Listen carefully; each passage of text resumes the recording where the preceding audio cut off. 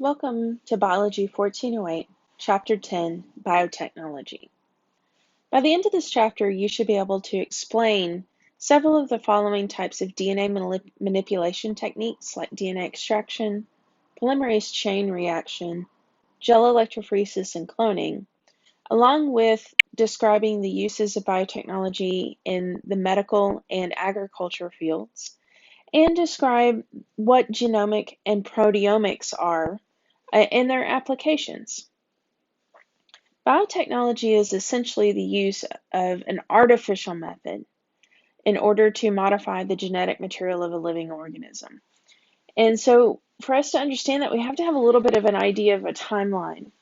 The discovery of DNA was, the structure of it was first done in 1953 by Francis Crick and James Watson, along with some work done from Rosalind Franklin.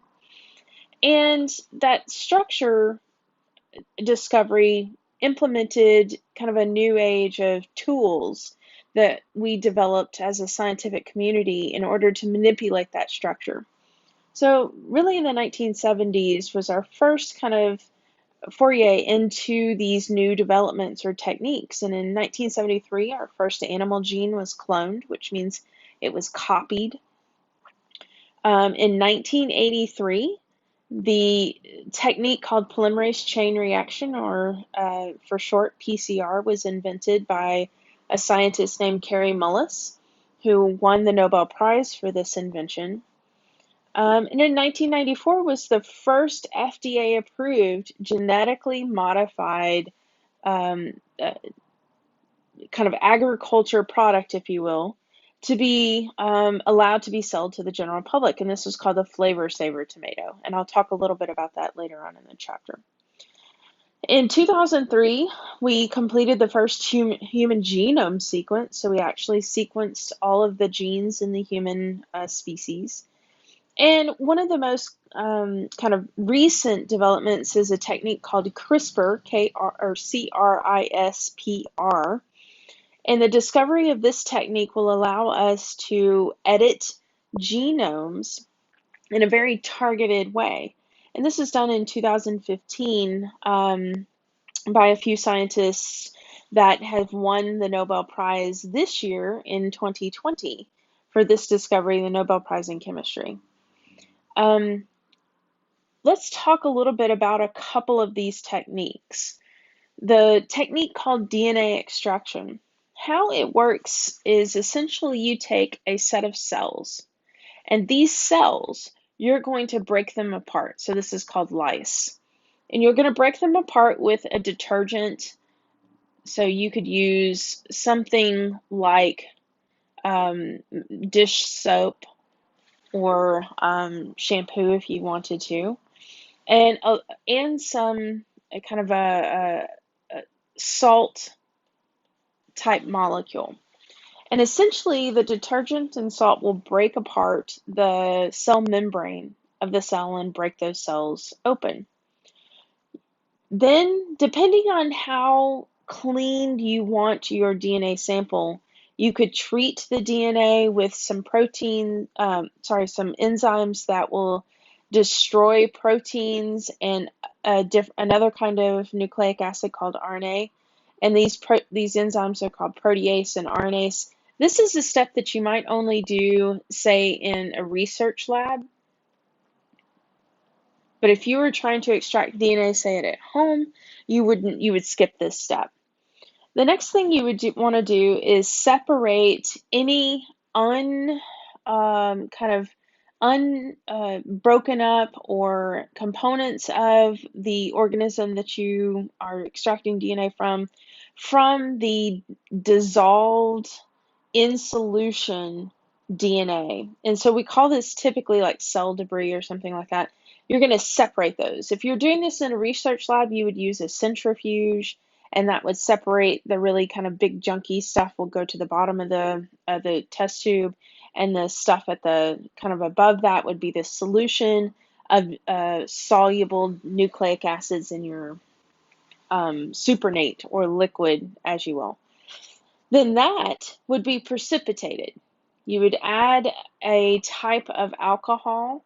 When we work in this in a research lab, we use ethanol, but you can use isopropyl alcohol at home if you wanted to. Typically ice cold. You want to put that in the freezer and make it really ice cold. And what happens is when the DNA comes in, that's solubilized into solution, comes in contact with the propanol, isopropanol or ethanol, it will precipitate or fall out of solution. And then you have a glob, especially if you did this for a lot of cells, of DNA that you could then literally visually see with your naked eye. So I have a video in that I downloaded from YouTube. So watch that now. Bearded Science Guy here, and today we're going to do a DNA extraction. Now for our extraction, we're going to use strawberries, but a similar method can be used for many other organisms, including humans. To begin with, we need to create an extraction buffer. Take 25 milliliters of water and add a tablespoon of clear unscented shampoo, as well as a tablespoon of salt. This mixture will break open both the cell and nuclear membranes and release the DNA into solution. Place a strawberry into a plastic bag and then mush it up until there are no lumps left. Now add the extraction buffer to the bag and mix them together for about 30 seconds. At this point, the DNA will be floating around in solution, as well as other big pieces of the cell. The next step is to separate the DNA from these big pieces using a coffee filter. Pour some of your mixture into a coffee filter and let it drip through into a new container. The DNA is in solution and will go through the coffee filter, but many of the big chunks of the cell will be left behind. At this point, you have a clear red liquid which contains the DNA of the strawberry. Removing the DNA from this solution is the final step in the process. To do this, we mix the solution with isopropyl alcohol. DNA is not soluble in isopropyl alcohol, and because of this, will clump together and float to the top. Now remember, the DNA floating at the top is not from one cell, but from billions of cells, all tangled together.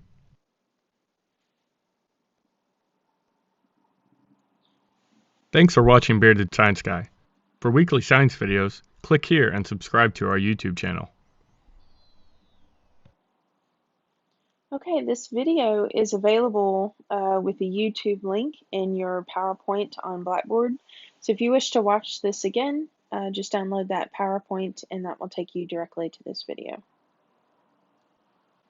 All right, the next major biotechnology technique that is used widely through all kind of molecular biology or biology labs is this technique called polymerase chain reaction, or PCR for short. Essentially, it's broken down into 3 steps: a denature, anneal, and extension step. And you need some specific requirements or components to be present in order to perform this particular technique. First of all, you have to have a structure of DNA. You have to have these things called primers. You will have 2 of these, and they're short lengths of DNA, somewhere between 15 to 25 base pairs in length. That is specific to a sequence in your host DNA. You'll need single nucleotides, and these are the A's, T's, G's, and C's that you'll use to make new DNA. And then you'll need the enzyme that performs this DNA replication process that PCR is taking advantage of, and that's DNA polymerase. A specific name to one type of DNA polymerase is called Taq DNA polymerase. Your overall goal with the process is to make many copies of a particular segment of interest within your genomic DNA, or your large piece of original DNA. And what you'll do to take this step, you'll put all of these components together in a tube. And then you're going to take that tube and move it to different temperatures that are associated with the three steps. Denature is associated with the temperature 95 degrees Celsius. What happens is it takes a double-stranded piece of DNA and then it separates it into two single-stranded pieces of DNA. At that point, you're going to move the temperature of the tube into a different temperature. You're going to move the temperature down somewhere between 50 to maybe 60 degrees Celsius. At that point, your two primers, primer 1 and primer 2, will then anneal to the separated double-strand piece of DNA. And what one of them is going to do is going to bind on kind of this area on the DNA on my left-hand side, and then the second one on the right-hand side. And essentially what you're going to do is you're going to now copy or make multiple copies of the DNA between those two primers. To do this, you're going to have to move it to the third step, and this is the extension. So you just take your tube, move it to the next temperature. That's a 72 degrees Celsius. And what happens is the DNA polymerase will then start at the end of the primer being right here, and then it will move in the making 5' to 3' new strands of DNA, and so will this another DNA polymerase over here for that second primer will move that direction, 5' to 3', making a new piece of DNA. This process is repeated about 30 times, and what happens is you end up with an enormous amount of DNA that is the sequence between your two primers. So I have a video on how this process works in this next slide from the DNA Learning Center, and let's take a look at that process. Polymerase chain reaction, or PCR, uses repeated cycles of heating and cooling to make many copies of a specific region of DNA. First, the temperature is raised to near boiling, causing the double-stranded DNA to separate or denature into single strands. When the temperature is decreased, short DNA sequences known as primers bind or anneal to complementary matches on the target DNA sequence. The primers bracket the target sequence to be copied. At a slightly higher temperature, the enzyme Taq polymerase, shown here in blue, binds to the primed sequences and adds nucleotides to extend the second strand. This completes the first cycle.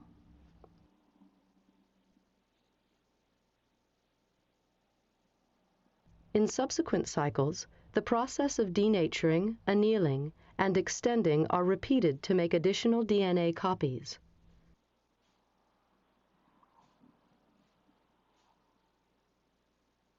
After 3 cycles, the target sequence defined by the primers begins to accumulate. After 30 cycles, as many as 1 billion copies of the target sequence are produced from a single starting molecule. Okay, again, if you want to rewatch this particular video, you can download the associated PowerPoint, and the link for that video is inside that PowerPoint.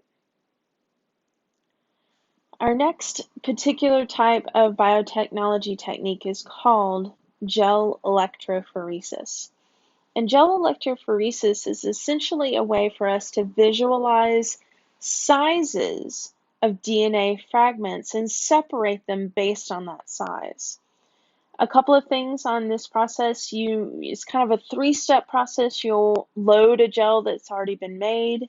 I'll show you a little bit about how the gel is made or molded, if you will, in the next slide. You'll run the gel using electric current, and then you're going to analyze the gel by looking at the sizes of the bands that you see visualized in each of these kind of wells, if you will. We call each one of these lanes or starting wells. And anytime you run a gel, you always want to have what we call ladder. And in this case, a DNA ladder. And this is a ladder that has every single band in the lane, we know the size. It has known sizes for fragments of lengths of DNA. The interesting thing about how gel electrophoresis works is that small fragments travel much, much quicker than larger fragments. So you can tell what size a particular fragment of the DNA would be compared to another.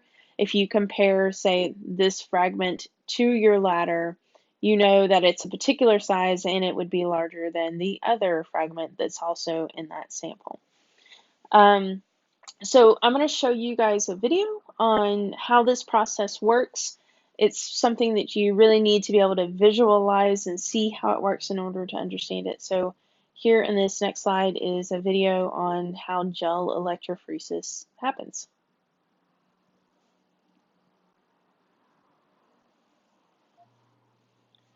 This video will take you through the process for loading and running DNA samples on an agarose gel.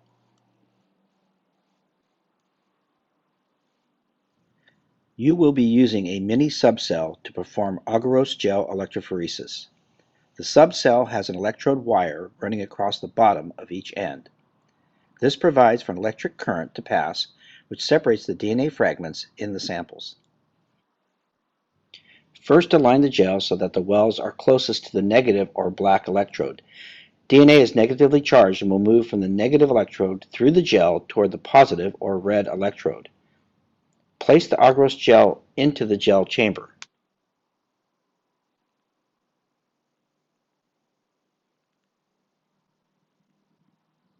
Add electrophoresis running buffer to the reservoirs at each end of the gel chamber, and keep adding buffer until the wells in the gel are covered by at least 2 millimeters of buffer.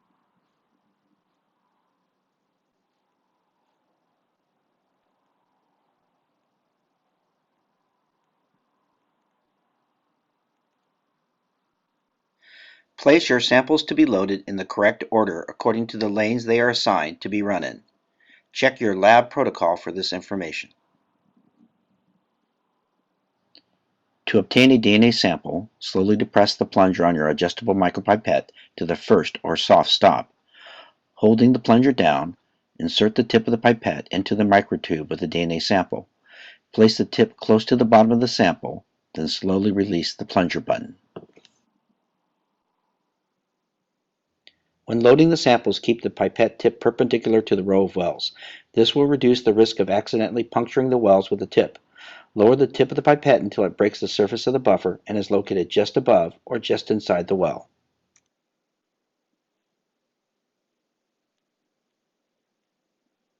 Slowly apply pressure to the plunger button and observe as the sample fills the well. Make certain you stop at the first stop on the pipette, pause, then slowly remove the pipette while keeping your thumb down on the plunger. Once all the samples have been loaded, avoid any bumping or movement of the gel chamber. This might result in the samples spilling into adjacent wells. Place the lid on the gel chamber with the terminals correctly positioned to the matching electrodes on the gel chamber, black to black and red to red.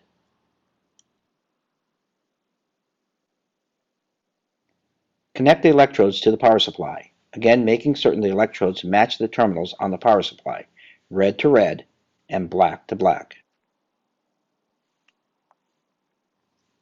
Switch the power supply on, then set the correct constant voltage for running the samples. See your lab protocol for this information. If a timer is available on your power supply, set the clock for the proper time for your run. Press the start button to begin the flow of current that will separate the DNA fragments. At this point, you should be able to see bubbles coming from the wires at each end of the gel box. Notice that the positive or red electrode has fewer bubbles than the negative or black electrode. In a few minutes, you should see the samples begin to migrate from the wells into the gel. Notice as your DNA samples run, the dye front moves from the negative electrode towards the positive electrode.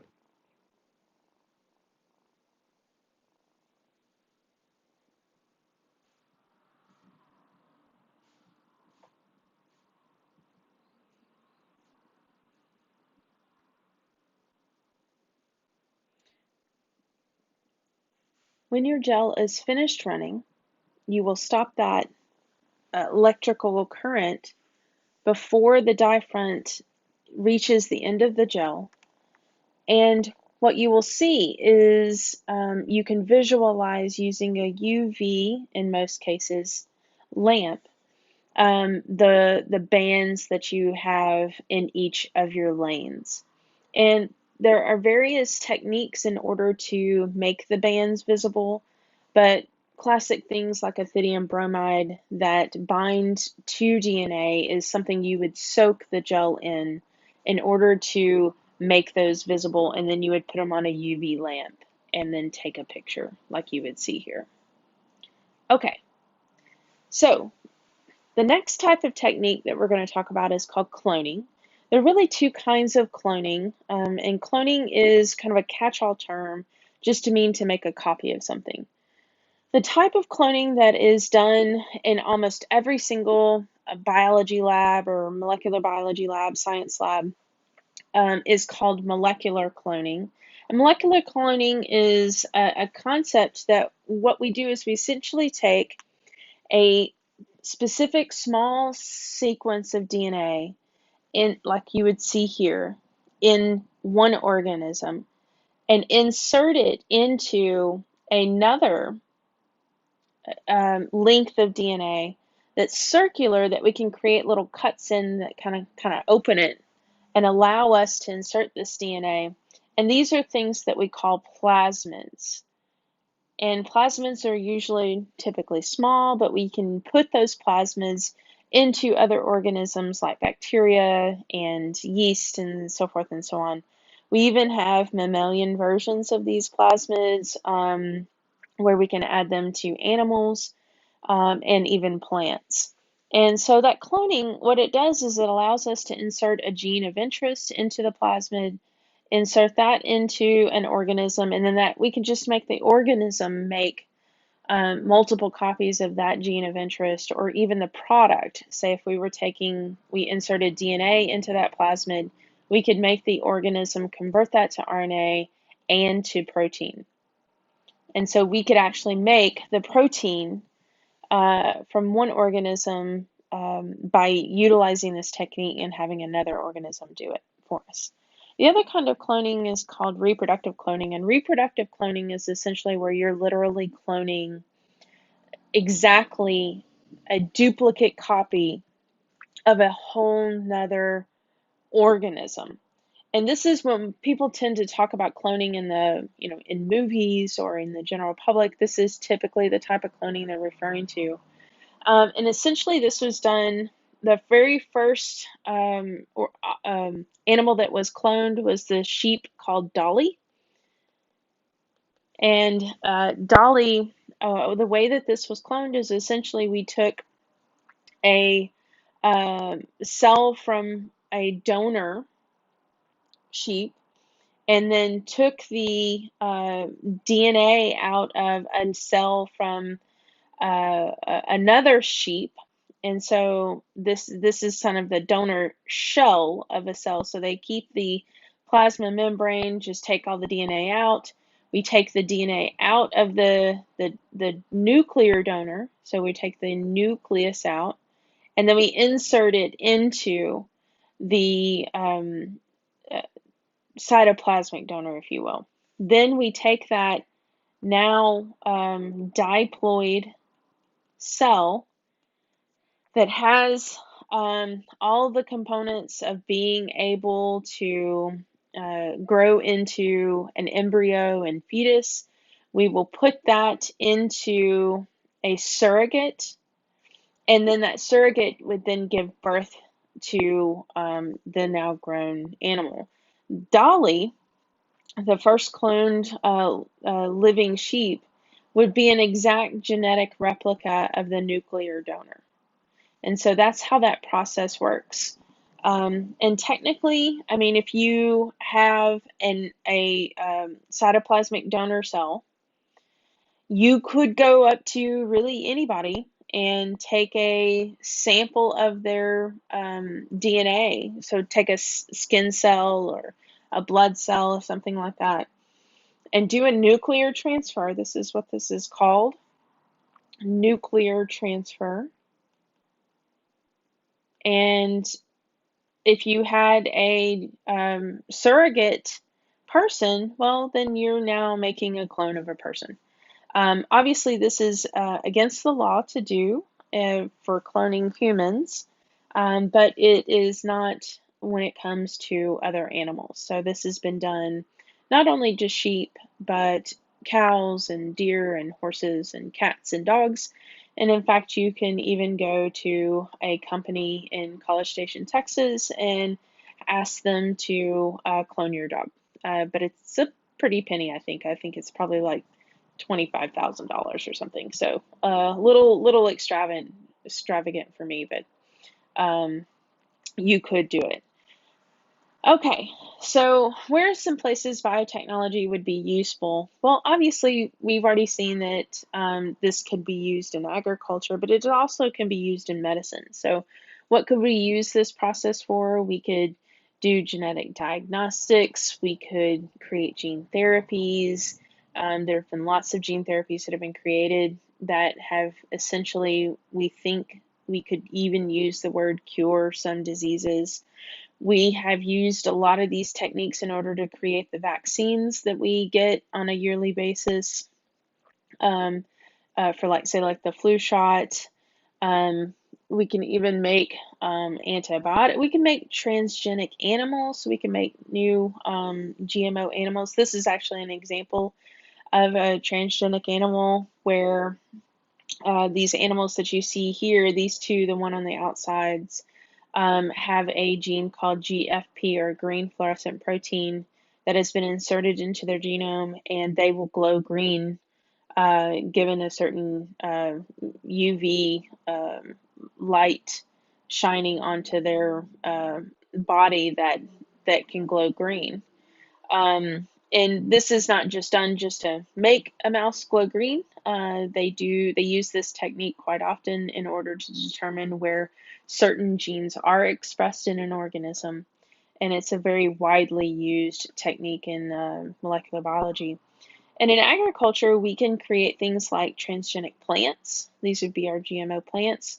Earlier in the chapter, we talked about the flavor saver tomato.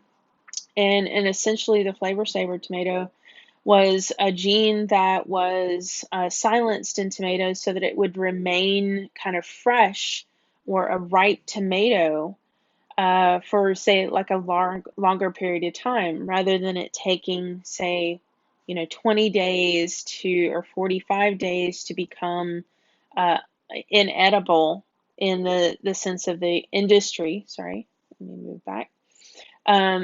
Instead, if you can silence some genes, you can make tomatoes stay fresh for much, much, much longer. And so this is one of the very first approved versions of a genomic alteration to a plant. One of probably this Bt toxin that's produced by this bacteria. Bt toxin is produced by this bacillus bacteria that naturally occur in the soil. And this Bt toxin can be detrimental to some insects and caterpillars and some beetles and stuff like that. And so if that is true, this gene that creates this toxin was inserted into some agricultural plants so that the plant produces this toxin, and it will prevent those particular organisms from consuming and decimating crops in that way. And another thing is the Roundup Ready corn or soybean. And we know Roundup is a herbicide, and if you can prevent a plant of interest, say like a soybean or corn, to be resistant to Roundup by inserting a gene of resistance to it, then that would allow you to spray this particular Roundup herbicide on your crop without killing your crop of interest.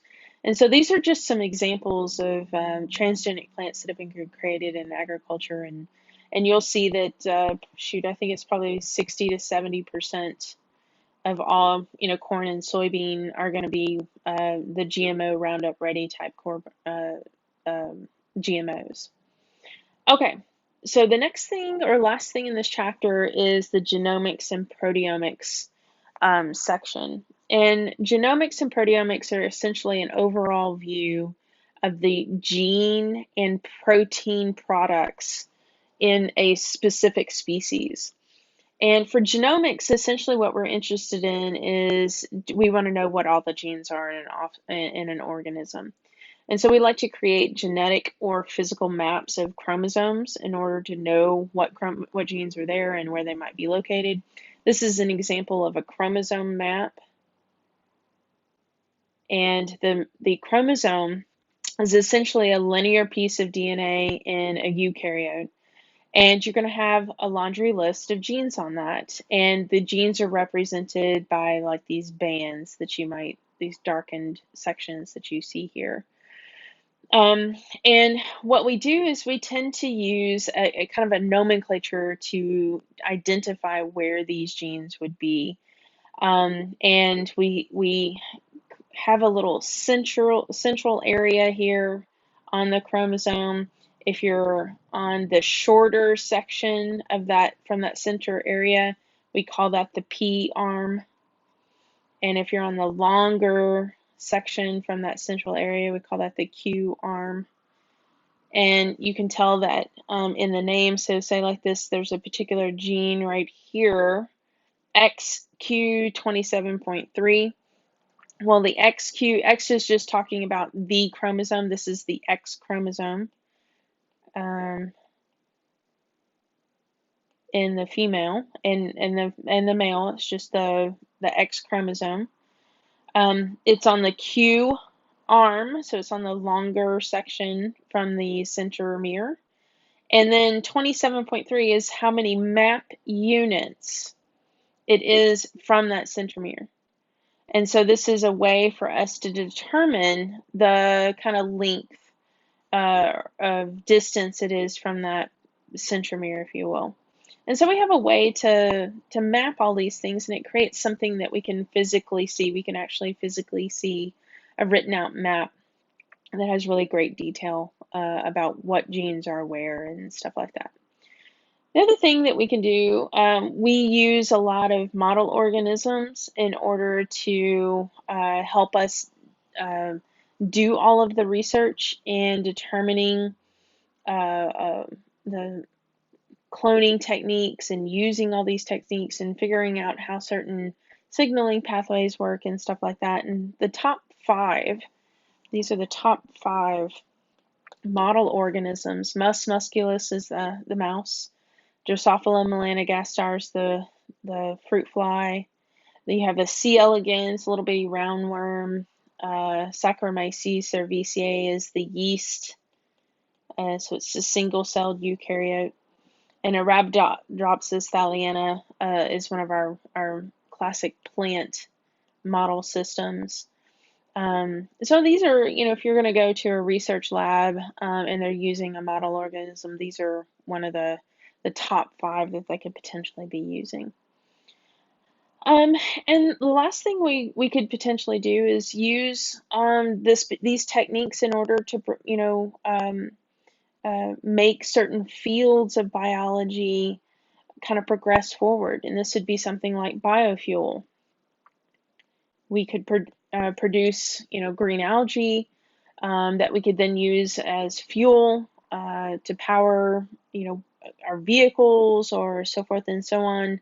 And this would be more of a green way to produce energy rather than looking for fossil fuels and that kind of thing. So there's all kinds of things we could use the biotechnology techniques to do. Okay, so now that you have looked through and listened to this lecture on Chapter 10, you should be able to explain how DNA manipulation techniques work, like DNA extraction, PCR, gel electrophoresis, and the 2 types of cloning. Be able to explain where in medicine and agriculture biotechnology would be useful, and what the aspects of genomics and proteomics are, and how they could be applied. Okay, thank you for listening to this lecture, and I'll see you in the next chapter.